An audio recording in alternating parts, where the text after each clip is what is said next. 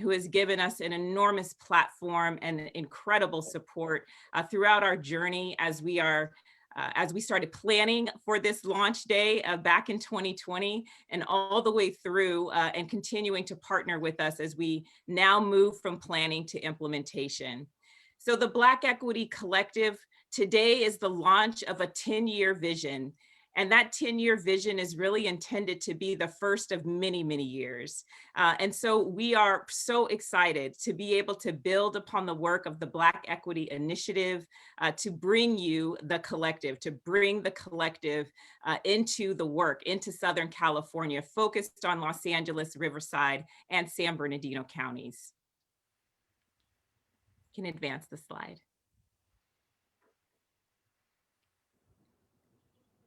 So just allow us a moment here to introduce ourselves. The reason why the collective is so important is because we are the only philanthropic network in California focused on Black life. I mentioned that we were born out of the Black Equity Initiative, which was funded by the JIB Fund at JMC Philanthropy, a 4-year effort that led us to this point. And so our network as the collective, we are an ecosystem of strong Black-led and Black empowering organization across our 3-county regional focus, but we're also a network that joins funders in this work as well. And really thinking about building capacity in philanthropy to build stamina for racial justice. Next slide. So most collaboratives exist like this. And for the 6+ years that I've been working in philanthropy, I've noticed that most of the time, our work sort of shows up in these ways. We have funder collaboratives that are usually funder only, that exist and consist, I should say, of both public and private funders. And then we have collaboratives oftentimes that talk very much about the same issues and are concerned with the same issues in the community. So our traditional models are sort of set up like this, where our funder collaboratives and our CBO collaboratives are separate and apart. And occasionally they will go and visit each other and learn from each other, but they really exist as sort of separate entities, not very much working together in a very strategic way. So what we're trying to do with the collective is to offer a different mode, to offer a different model and a different way of being. Next slide, please. The collective's model is different. We are taking a principled approach to how we want to show up in this space. We want to join funders and communities together. We want to be specific about joining funders and Black communities in the mission to really advance Black equity. And what that means for us at the collective is that we know it's about strengthening the long-term viability, sustainability, and infrastructure of Black-led organizations. And so to do that, we were sort of talking as we were getting started that none of us can do this work alone. None of us should do this work alone. We need each other in this work. And so the work of the collective is really about serving as a bridge between funders and Black communities, Black-led organizations, to really be involved in co-designing together, joint learning, really digging into collaborative practice, and fundamentally relationship building. Next slide. So you see our mission here. But this visual is what I really want to draw your attention to. We really believe that the road to thriving Black communities looks like this.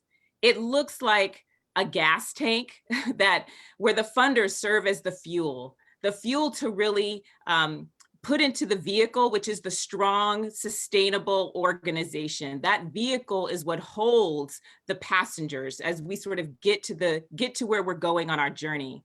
And we know that, again, we can't take this journey alone. So it means that we have to actually make sure that it's anchored with a strong movement ecosystem of organizations. There's no one organization that can get us toward racial justice alone. And so for us, the road really is about all of us driving together, and that we all have a role to play in how we get there. And so our mission again is to join these two communities together, and the collective specifically serving as a bridge to help broker trust and build relationships between funders and Black-led social justice organizations, ultimately to motivate and activate deeper investment in Black-led social change. Next slide.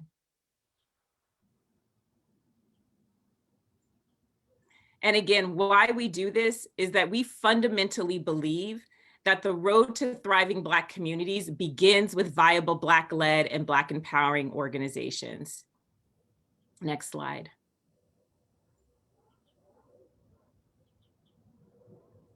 So we've got some big audacious goals, and we want to share those with you today as we launch for the first time officially with this webinar.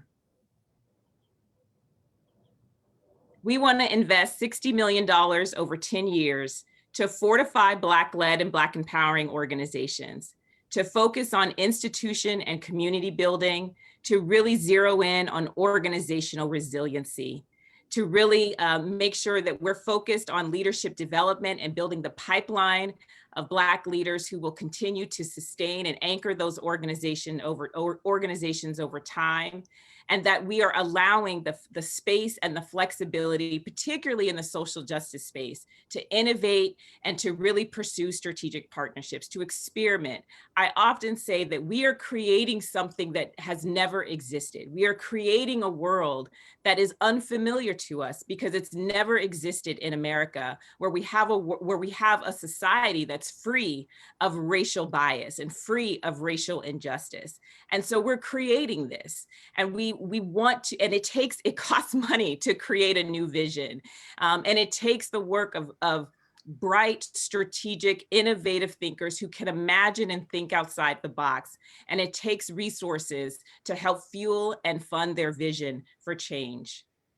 We also, as I said, really are thinking about how we build capacity in philanthropy to shift practices. So we're going to do that by hosting learning labs, ultimately by modeling what equity and justice looks like and can look like in operational practices and in grant-making practices. And all of that is about connecting funders to communities for greater change, for greater transformational change. Next slide. So a little bit about our timeline. I mentioned that we launched, really, this work began back in 2017, and even prior, to that.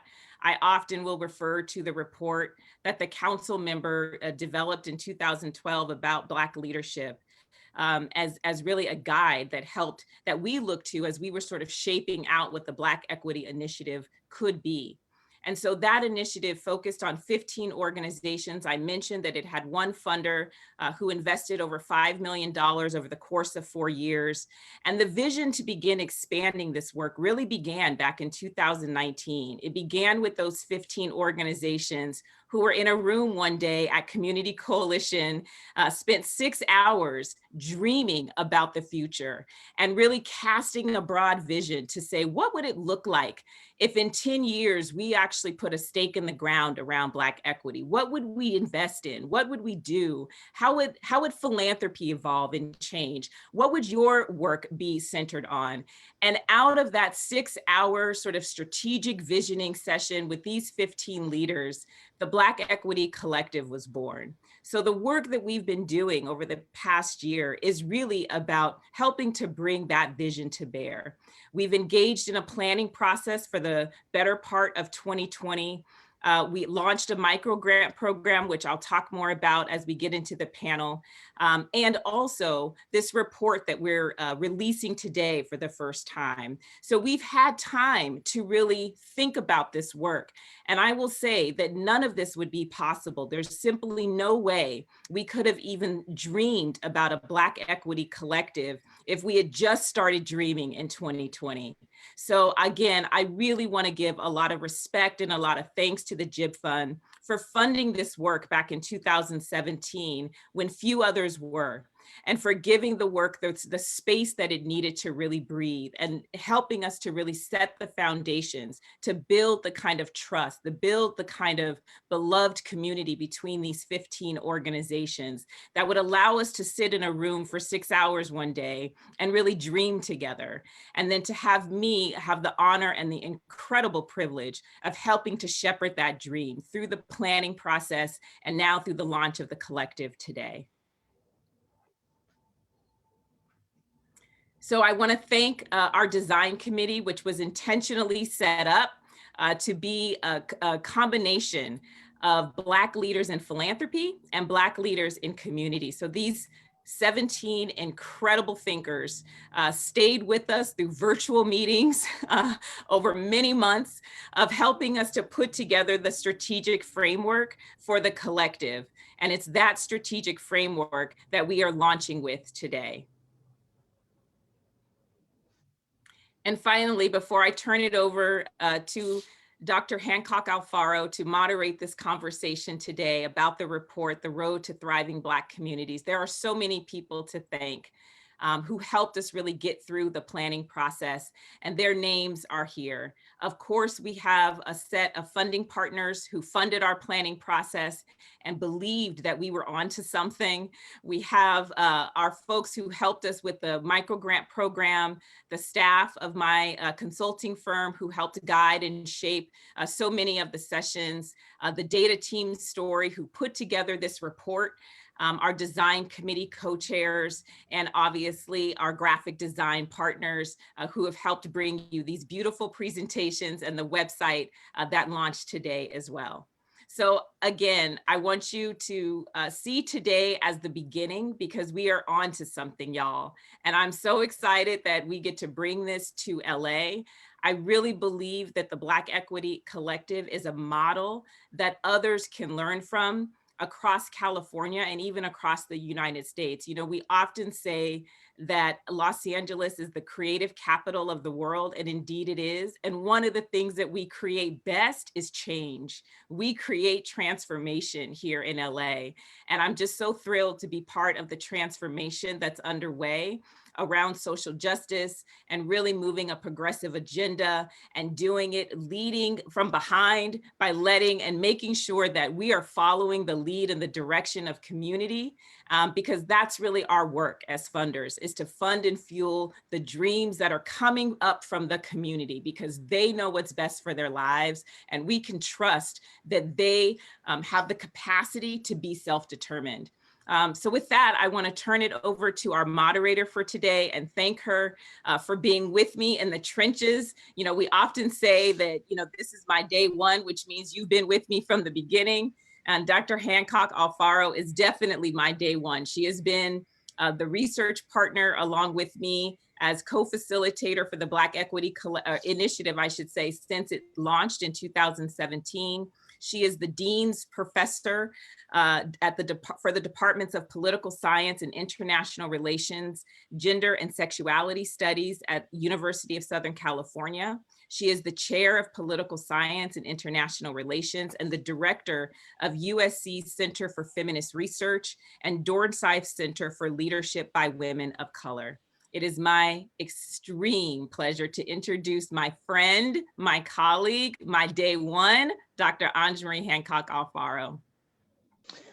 Well, thank you very much, Casey, and thank you for your vision and your support of the vision, the way you move in space with community organizations is something that I've learned a tremendous amount from. And I've had some good teachers, but you have been a fantastic mentor, a fantastic partner in this work. So thank you for that, and congratulations on this day. This day is a long time in coming and well deserved. So thank you everyone for joining us. I started this work about 10 years ago with Black-led organizations and looking at Black organizing. It was a project that was originally funded by the Liberty Hill Foundation. And one of the members of our panel was at the time a very wise executive director of Community Coalition. And he said that Los Angeles is the Silicon Valley of social justice. And I think what you are seeing today is exactly that kind of model, where initial investment in bold thinking is now been tested. And now we are in the beta version that is going to really move the needle on Black equity in our region. So I want to take a moment to introduce our panelists, and then we will go into the questions.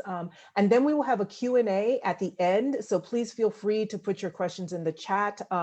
Our fearless worker on everything tech for today and everything media for today, Gloria, will be funneling them to me so that we can make sure that some of your questions will get asked as well.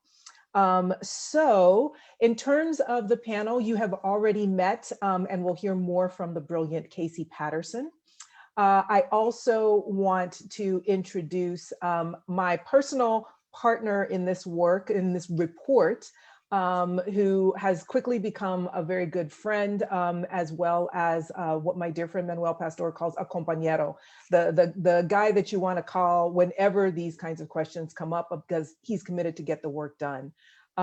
Those of you who have been reading the LA Times, you might have seen his name as one of the heads of the Measure J campaign just over the past year.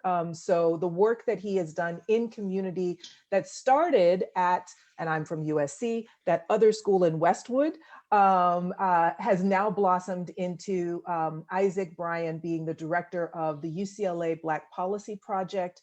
And that project, which launched things like the Million Hood campaign, now has actually transitioned into real public policy change that we are watching happen in real time.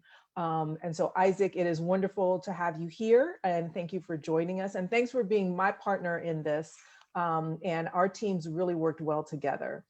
And then last but certainly not least, I would like to introduce that wise former director of Community Coalition. Council member Marquise Harris Dawson is currently the council member for LA City Council District 8. He is one of those Silicon Valley of social justice innovators. He probably needs very little introduction to this crowd, but we again are just thrilled to have him be part of this panel.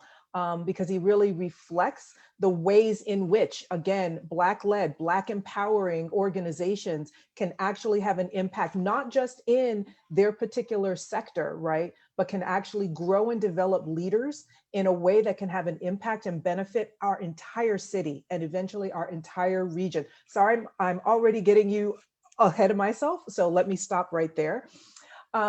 So the first question I have is for Isaac. So Isaac, my friend, can you just talk us through a little bit of the goals of the report and some of the top line findings?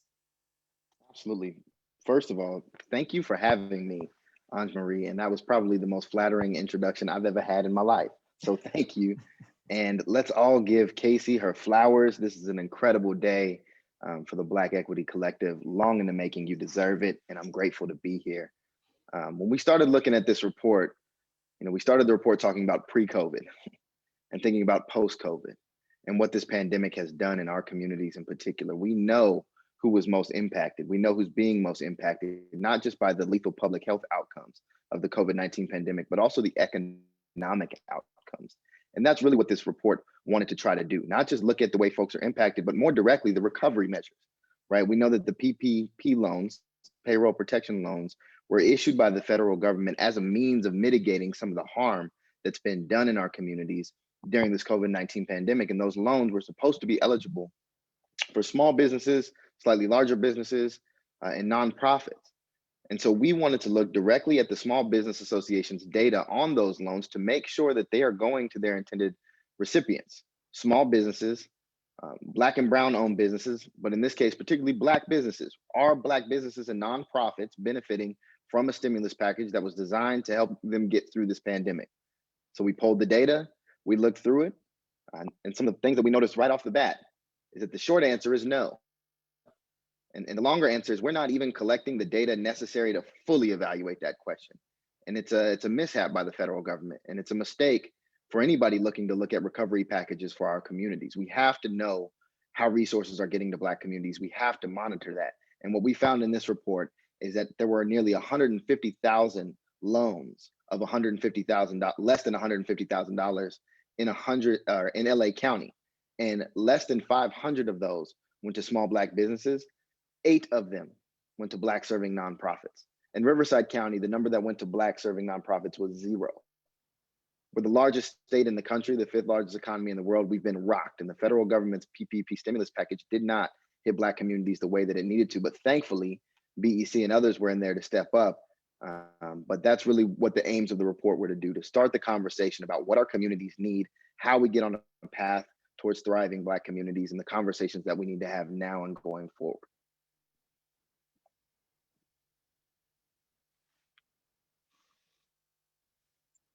Anjamarie, you're on mute. Thank you for that, Isaac. The report's results were not perhaps surprising, but they should be galvanizing. And when we see, you know, a 0 in an entire county, and we think about what Black-led and Black empowering organizations actually do as the social safety net of last resort for so many in our communities who are already being hit hard because they were already poised to be hit hard prior to COVID. We have to think about this as a very big missed opportunity. So I want to turn to the council member now. So Council Member Harris Dawson, would love to just get some of your general reactions and how this need to support Black organizations might be consistent with some of what you've done to support Black mutual aid programs like the Emergency Senior Meals Initiative or the Community Safety Initiative. How are these two things kind of complementary? Well, thank you so much, Anjamarie. It's good to see you here virtually. It's been a minute, so it's very, very nice. And I'm just, you know, bursting with pride for both my good friends, Casey and Isaac. You know, it's like you turn your back for a second and they're like taking over the world.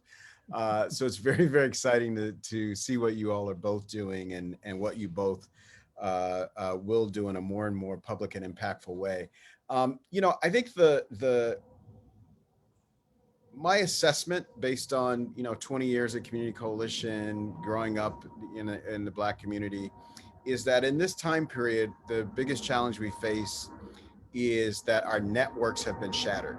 The public disinvestment, the mass incarceration, the over-policing, the disinvestment, the economic apartheid, all of it has made it so our networks are broken. And so I really think of my work as retying and fortifying those networks. And so when we came to a pass where we had a situation where Black seniors were the most at-risk people and Black businesses were the most at-risk businesses, how do we take those things together and reform that network? And so how do we get a hold of some public resources to the extent we did, and a lot of private resources actually, and say, not just that we're gonna feed seniors, because I can get, you know, Cisco or other organizations will give me meals, $6 a meal, delivered to the door. We actually paid $15 a meal to restaurants in the Black community run by Black people for a couple reasons. One, we wanted to save those businesses. Two, we wanted to get the seniors fed. We also did a partnership with Lyft, and we said to Lyft, we don't give us a donation. Hire drivers from our neighborhoods to deliver these meals to their neighbors. Why do we want that? Building the network. Again, someone from our neighborhood getting eyes on the seniors in our neighborhoods, and also building a relationship with these restaurants. And so as a result, what you see is all of our restaurants have been able to stay open and survive. Our seniors got fed, and now those restaurants have a new set of customers because those seniors are like, oh, you know, as soon as this is over, I'm going to go eat there because I like their food and they're right there in my neighborhood. And so that's how I think we have to think about our work, is weaving together the partners so that, again, we provide our own solutions. The Black community provides its own solutions to its problems and can be a model for the rest of society. I mean, this is what the best of the Black freedom struggle says, is we can put forward a way where not only are our problem solved, but everybody is better off. And I think that's the kind of work we kind of model. And I think that's the kind of work that this initiative can help propel. And what you're saying there is so important because, again, it moves 3 different fronts. It keeps people healthy, right? It keeps people connected. right? So that's the benefit to the seniors. Then you have the jobs that are being provided by those Lyft drivers, right? That they're getting jobs. And then on top of it, you have these businesses. So you have this kind of 3-for-1 benefit, really, Yes. right? In addition to the network piece of bringing people together, you also have 3 different sectors benefiting. Right. That makes a lot of sense. And so Casey, I want to, the last thing sorry, the last please. thing I'll say, Andre, because I get super excited about this that I forget some things. Here's the other big thing. Yeah. The city and the public sector spend a bunch of money on food every year. Almost no Black restaurants are vendors because, you know, nobody is there to walk them through the process. Well, guess what? We use this as an opportunity to skip the process. So all those restaurants now are certified vendors with the city of Los Angeles, and they can get contracts going forward based on where the city, when the city is feeding people. And see, that is even more important because now you're talking about a program for sustainability going forward, right? So this is part of a plan that will then make this happen even when the COVID necessities are gone, right? So thank you for adding that piece. Casey, I want to ask you about the genesis of the report a little bit, but also why it was so important to do this report amidst a pandemic, you know, so amidst such immediate needs, because of course, as I said, Black organizations are often the social safety net of last resort. So why do this in the middle of when they were trying to be that social safety net? Yeah, and you know, it's a great question. And to be honest with you, Anja Marie, because we were hearing, you know, from our organizations that they were not getting the support and the resources that they needed. And we were also hearing that they were getting slammed. You know, they are the first responders in our community. They are the trusted messengers. They are extended family in so many cases. And so as they were becoming more than their mission, you know, their mission may be education, but all of a sudden they've got to stand up mutual aid programs and rapid response programs to be able to, you know, deploy dollars to their families so that they can pay their rent and get hotspots and, you know, all kinds of things. What we heard from them is that they weren't getting access to the philanthropic dollars that were, you know, put together from these stand-up funds, COVID-19 response funds, that they weren't getting PPP dollars. And so we were hearing it straight from them, and we knew that they were getting missed. And so it was really one of the reasons why back in April, we did a joint letter, you know, signed by over 20 Black leaders called Equity Meets Its Moment. And we sent that letter around to over 120 funders and public officials, really sort of being a rallying cry to say, our communities need you to pay attention. We need you to say, we cannot be colorblind. We cannot be race neutral. We have to actually look at this from a real equity perspective. We've talked so much over the past half decade about equity, about equity, about equity. Well, here's your moment, you know, here's your chance to really put equity to practice. And so for us, doing this report in the middle of the pandemic really was because we knew we had to capture these stories. We couldn't let this moment pass without capturing the story and the impact of being left behind yet again. We have a history of economic recovery and mitigation efforts in this country, and that history is just not good when it comes to the way in which those programs meet the needs of the Black community, either because they have been intentionally discriminated against or they've just been glossed over.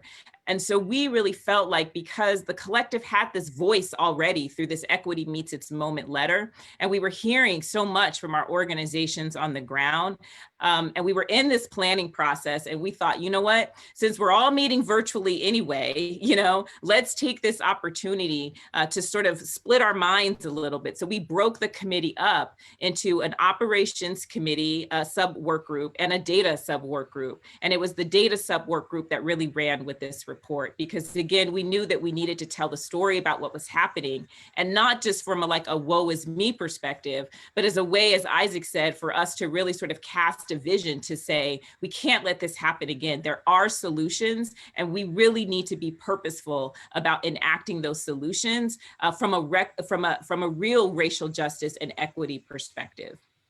I'm so glad you mentioned stories. And so I won't tell you the whole story here because I want you to read the report, but there is this one really nice story about what the Balmer Group and Brotherhood Crusade were able to partner together on that I think, again, is just the kind of thing that you want to make sure that you know about, because it is absolutely about dollars. It's not always about dollars directly from you. Sometimes it's about the right set of introductions. Sometimes it's about amplifying the dollars of investment so that they can grow in these other ways. Mhm. And so I think that's equally important here in terms of the data is the data, as we talked about, but it's also those stories that really matter. Yeah, and Anjali, I'll just add one more thing before we move on to the questions, is that the other thing is that so much of the collective's focus is about moving philanthropic dollars. This was an opportunity to really look at how public resources move, because there are multiple ways that resources can move into community. And so we wanted to really sort of tell that side of the story as well. That's exactly the case because they so often do not operate in concert. We wanted to look at whether or not they were. Councilmember Harris Dawson, I wanted to come back to you to ask a question that kind of builds on this idea because you have had this other life, and I was just wondering, how does your long and successful background as a community organizer, as someone who has had to be innovative in the way these partnerships are kind of struck, how does that now help you craft innovative government action to support thriving Black communities? Well, thank you for that. I mean, it's the history as an activist that, led me to run for office. And, I will acknowledge the public sector world is a completely different universe with a completely different sets of rules and gravities and outcomes. But what sort of centers you and gives you the sense of creativities is the values that you gain and the relationships that you have as a result of doing that work. And so you spend time in the community, you spend time in those relationships, and where people are coming from. People have access to you in a way that they don't have access to government any other kind of way. And you can really take a problem solving approach and you can create a solution. I mean, community organizing has as one of its central tenets that the people closest to the problem with the most at stake are the best positioned to come up with the solution with the least negative side effects. And so when you operate with that value, it gives you a different set of advisors than the public sector typically has. Yeah, I think I really like what you just said about, the people closest to the problem making decisions, because that's a perfect segue to the question that I wanted to ask Isaac about. I referenced earlier how you did the great work with Measure J, and now they're launching, kind of the advisory committee that's going to make these decisions about the budget. Why is that a really important part of the conversation about thriving Black communities? It's critically important because similar to what the council member said, which we should also give another round of applause for all the work happening in CD8. The kind of way that his leadership has stepped up during this pandemic is a model for how the city should be operating all the time. But there should be nothing about us without us, right? And that was the feeling behind Measure J, that we're not going to fight for nearly $1 billion to be earmarked for opportunity, care, youth development, affordable housing, without people who have been directly impacted by systems of mass incarceration, systems of economic stratification being at the table. And so the 17-person advisory committee was one way for us to ensure that that happened, including having 5 dedicated seats for strictly those with lived experience. One of the things that often happens is you get all of these hurdles for who's qualified, even for positions where you're looking for civilian oversight of some kind. But you still need a bachelor's, you need a master's, you need 10 years of HR experience. You need all of these qualifications to be able to work for public good. And that shouldn't be the case. Those who have been most impacted always assuredly have the most direct solutions to the problems. And so with Measure J, that was critically important for us. And the same is true for building out the pipeline and the road to thriving Black communities. You can't have funders who don't have Black representation and Black leadership at the helm, dedicating dollars to Black communities in the most efficacious way, right? And you can't have elected officials who aren't from the community as well. Community organizers like Councilman Harris Dawson and those who have had roots in the community, doing the groundwork, building the bridges, building the coalitions, those are the folks we need in elected office. So when you have all of the people in the right places that have been directly impacted, that's when we get the solutions that we need. And that's part of what was the misfire with the PPP loans, is you had so much consensus building at the federal level that you forgot to design this in a way that went to the heart of who was being most directly impacted. And we can't make that mistake. And thankfully, BEC and the collective are not going to make that mistake. And so I'm very, very glad that we're having this conversation and that we put out this report to really get this off the ground and have these rooted conversations that we need to have going forward. I'm so glad you brought up the idea about lived experience, because I think having those folks on the Community Advisory Committee is really a reflection of one of our principles of Black equity that we are using to kind of guide us through this work. So the first initiative phase led us to 4 principles of Black equity: strength, truth, love. And then the last one, which is really what Councilmember Harris Dawson and Isaac are talking about, strategic disruption. So disrupting what we think about normally as business as usual. And so Casey, I want to turn to you and ask a question about the microgrant program, because that was another kind of embodiment of that strategic disruption principle of Black equity. So could you talk a little bit about that? And before you start, I just want to remind everybody we're about to go into Q&A. So make sure you get your questions into the chat. Go ahead, Casey. Yeah, interestingly enough, I mentioned that we were in this planning process, and really the planning process was about how do we transition from the initiative to the collective, from 15 organizations to multiple organizations, from 3 issues to, being about institutional resiliency, from one funder to a table of funders. So we were really, that was our North Star during our planning process.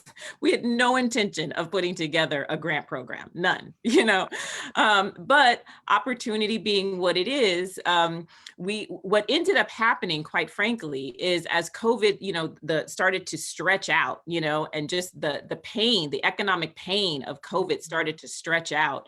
And then, with the murder of George Floyd and what sort of resulted in a lot of awakening around systemic racism nationally.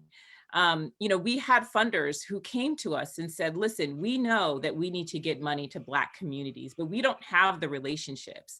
And we believe that you do. And we believe that you actually can move money, and we trust you, to move money to where it's most needed. Can we invest in you? Can we invest in you now? And so we said, sure. And so what it presented, though, was a wonderful opportunity when talking about really following the lead of community, because we had no intention of doing this program. We hadn't really thought, to be honest with you, about, well, how should we structure it? And what should the strategies be? And, how much should we award? And all this kind of stuff. We turned all of that decision making over to the community organizations who were already on the design committee for the planning process. And so we said to them, how should we focus these dollars? And they were very clear. Black-led, Black empowering organizations that did not receive PPP, either because they were ineligible to apply because they're fiscally sponsored, or because they didn't apply because they didn't have the capacity to. They said, we need to move money to the organizations that need it the most, and we need to get that money out there. So, and they said, listen, we need to do one-time awards, a minimum of $10,000, and however much we raise, that's the cap. That's what we're going to do, So we were able to raise $320,000. And so therefore, 32 organizations, Black-led, Black empowering organizations between LA, San Bernardino, and Riverside County got funding. And so what that really showed us, and really, was in some ways very much a pilot, for the vision that we have for the collective. We were able to collect data on organizations that were not a part of our orbit, so we were able to sort of learn about new organizations, understand their organizational needs, their capacity needs, so on and so forth, to sort of give us a base of organizations to begin with as we launch. So we really saw it as an opportunity and thinking about our implementation work. And most importantly, we saw it as an opportunity to start moving resources, to Black organizations that hadn't received any. They hadn't received PPP. Most of the organizations we funded hadn't received any philanthropic support during the COVID-19 pandemic. So they were really at the brink, and so we needed to make sure that we were shoring them up. And it was our community leaders who said, prioritize those organizations first. And so that's what we did. And so for me, when we ask the question or think about what is the road to thriving Black communities, the road to thriving Black communities means, number one, we need to have resources for Black communities. We need to target resources for Black communities. And we need to actually allow the community itself to really be the engine and the driver of how those resources get deployed. Because again, they are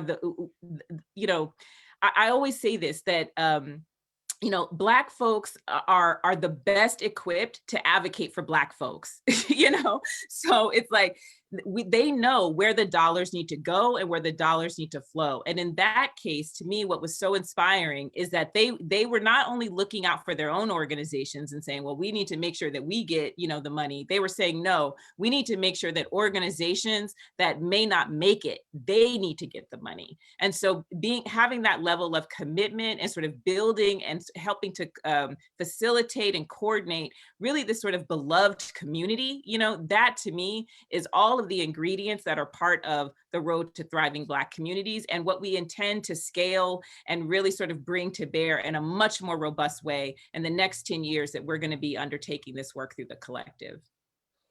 That's a fantastic story. And just in the chat, we actually have one of the folks that grant was used by. So Elite Skills Development in Long Beach used their funds to support 5 other small Black businesses through the Long Beach CARES Act RFP process. So that $10,000 grant turned into over $100,000 worth of funds for the Long Beach Black community. So I just, when we talk about this, I just want you to get that understanding of how much this can multiply. Those targeted investments made in those organizations based on the expertise of those community organization leaders is what makes this kind of thing happen, right? And so I just wanted to amplify that story as we transition into the question. So thank you so much for putting that in our chat so we could share that with everybody. A couple of questions, one for Isaac, and then one that's a little bit broader. So Isaac, there's a very directed question about how community nonprofits would be able to access Measure J funds. What hurdles are nonprofits facing in getting these funds, and how can funders maybe help?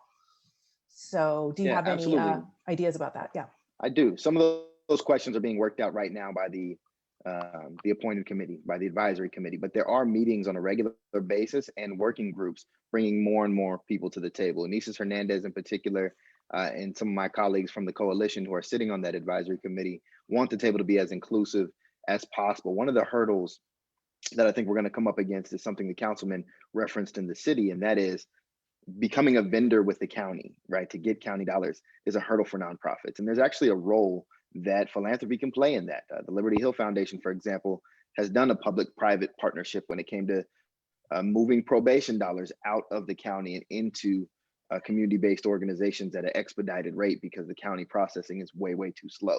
And so these things are things that we're keeping in mind with Measure J, but I definitely encourage anybody who wants access to those dollars or to know more about what's happening to attend the meetings, attend the subgroup committees, and join a working group. Make sure your voice is heard. Make sure you're involved. That's the only way to make sure that we do this the right way.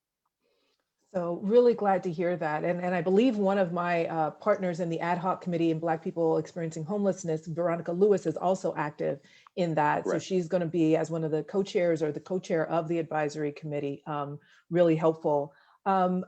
Casey, there's a question here for you about, can you discuss the role of youth engagement as the collective advances forward? That's definitely one of the themes of 2020 is our young people moving it forward for us. Yes, I love this question because again, and pointing back, to the council members' report from 2012 about, sort of building a new pipeline of leaders.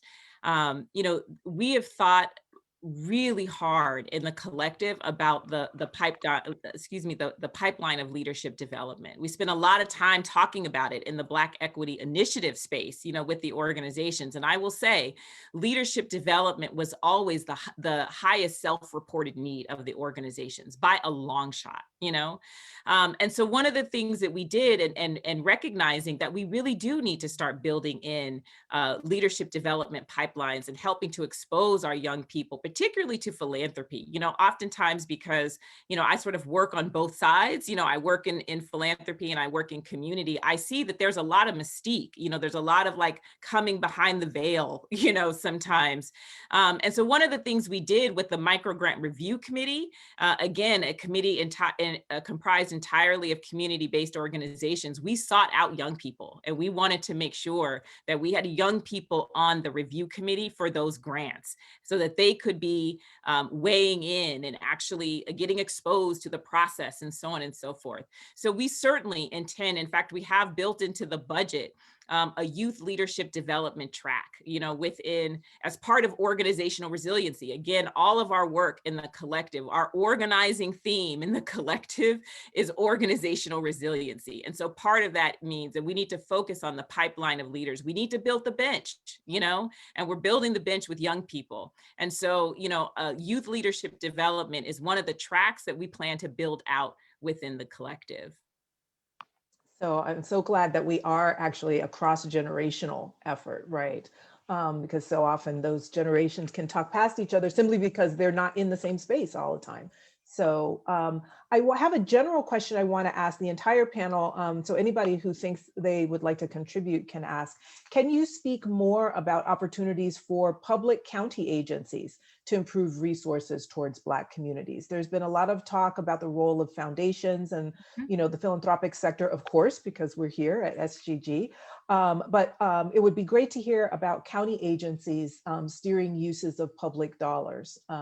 So anybody have any ideas about what that might look like? And I guess also the question would be, does the BEC partner with agencies as much as they would partner with philanthropy, or would this just be philanthropy based? I just want to put the call out because this is a source of great frustration for me since this question hits a button.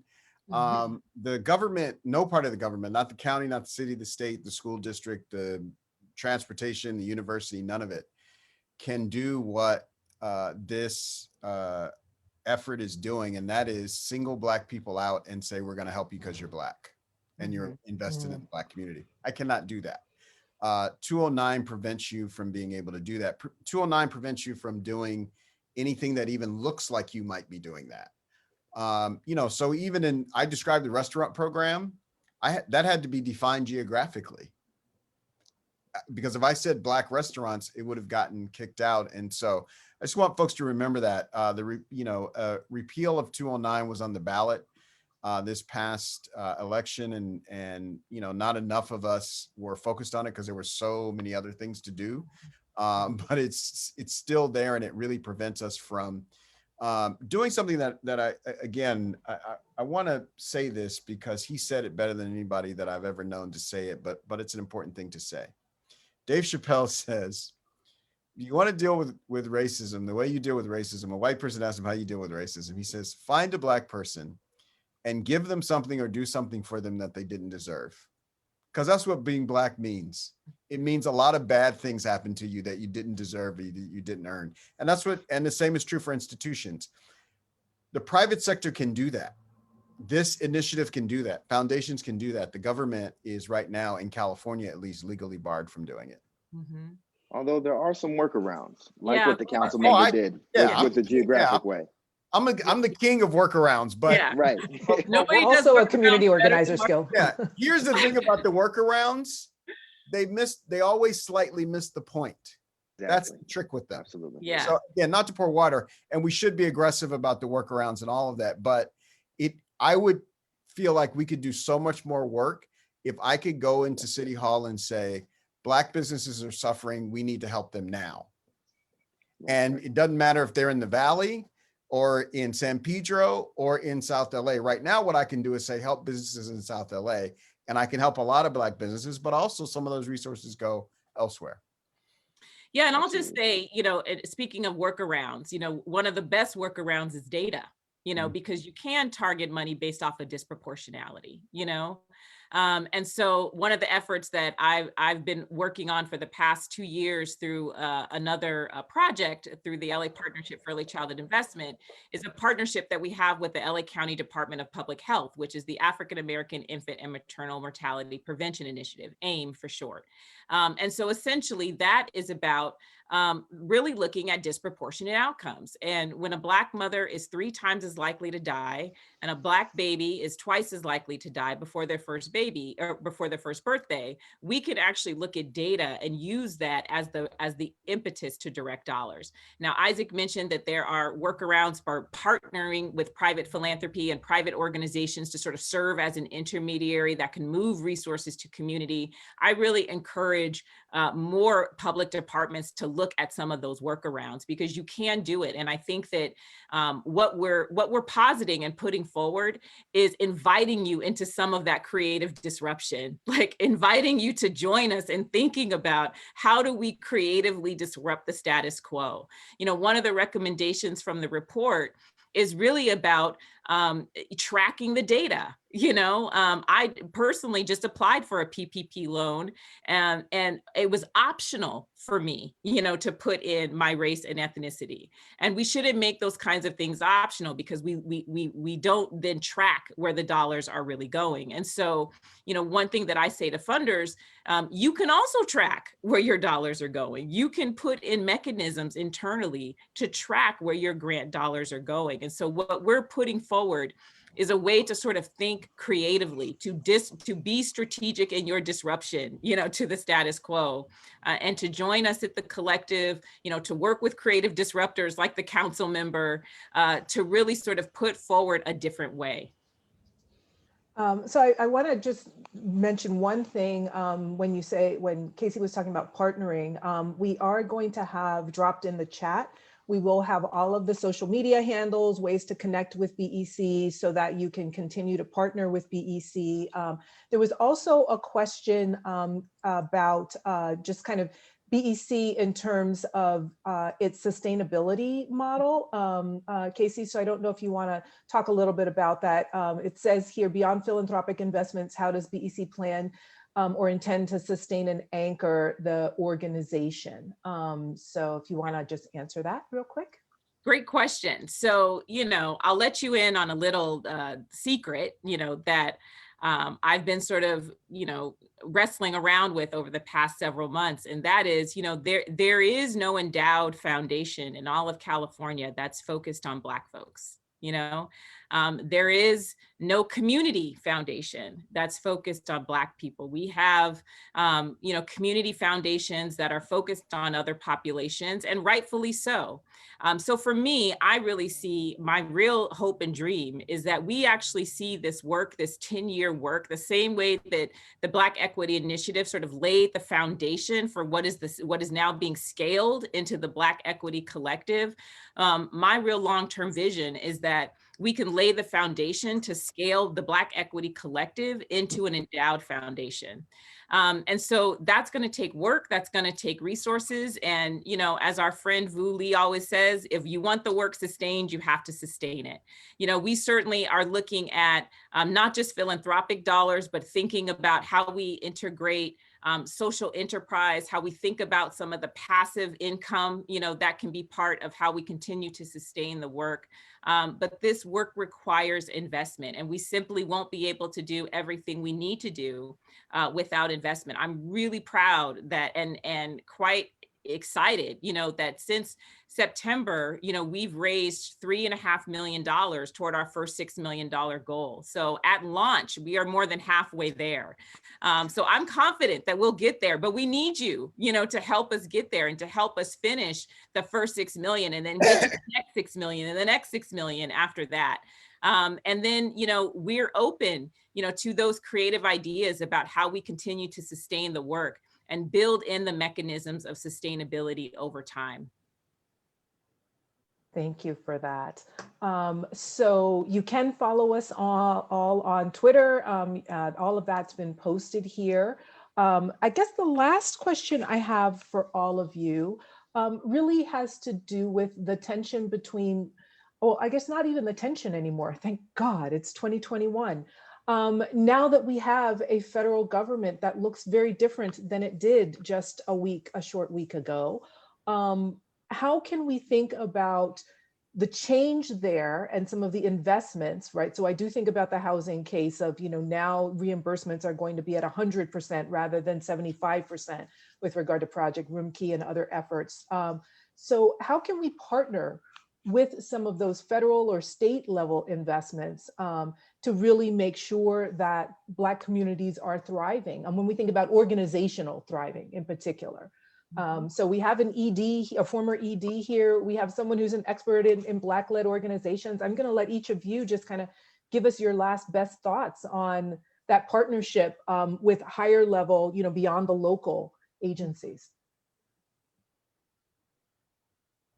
Well, I think the thing I would offer is that we just, as a community, have to be bold, and I think bold in a way that we maybe haven't been in the past. I have watched, at least on 3 occasions now, big public revenue measures where the people who were going to receive the resources shaped the policy.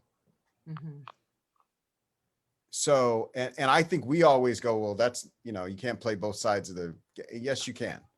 And so I think we need to be involved in shaping how those resources come down, shaping where they go, shaping how they're evaluated before any dollars even leave the house, shaping how the results are evaluated, and then shaping what the process is to receive them. And then we can, rig the game in the favor of the people who need it. And I just say, we should be bold enough to do that. Now is as good a time to do that as we've ever seen in the history of this country. Mhm. Thank you. Casey.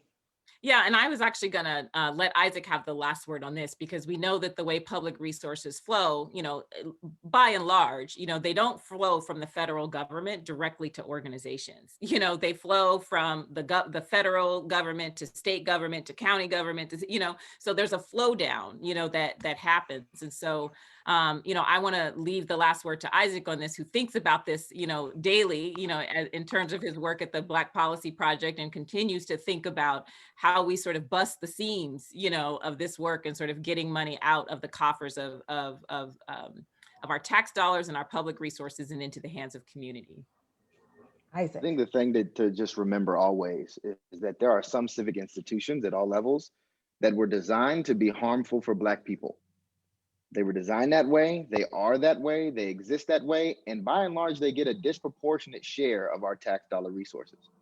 So if we want to move that dollar into our communities and into the pockets of folks who can do a lot of good with it and expand the opportunity, we have to think about funding those institutions less or not at all, and moving that money into institutions of care, opportunity, healing, youth development, small business support, etc.